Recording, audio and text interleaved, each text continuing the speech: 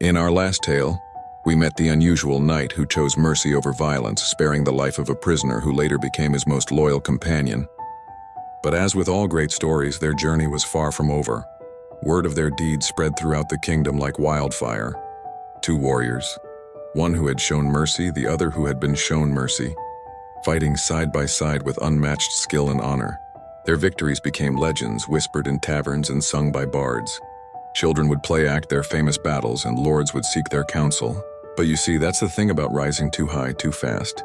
The higher you climb, the more people want to see you fall. And there was one particular king in a neighboring realm who watched their growing influence with increasing unease. Each victory, each tale of their nobility, felt like a thorn in his side.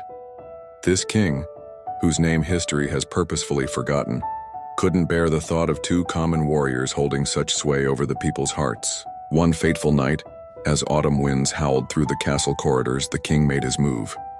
He sent his most skilled assassins, men who moved like shadows and struck like vipers. The knight and his sworn brother were caught unaware, but they fought with the same valor that had made them legends. In the chaos of clashing steel and desperate struggle, the former prisoner threw himself in front of a blade meant for his friend, the knight who had once spared his life.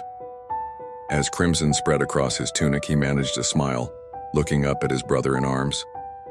"The oath isn't broken," he whispered, his voice growing fainter with each word. "Death won't stop me." And with those words, his eyes closed for the last time. But here's where the story takes an extraordinary turn.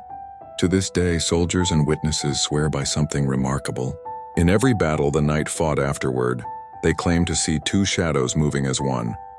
When the sun hits just right, they say you can see a familiar figure fighting alongside the knight, transparent as morning mist, but unmistakable in its movements. Some dismiss these tales as mere folklore, the kind of story people tell to make sense of loss and loyalty, but others, those who have fought alongside the knight, insist it's true. They say that true brotherhood, forged in mercy and sealed in sacrifice, is stronger than death itself, and so the knight who refused to kill continues his journey, never truly alone. His story teaches us that sometimes the greatest strength lies not in taking life but in sparing it, and that the bonds we forge through mercy can echo far beyond our mortal days.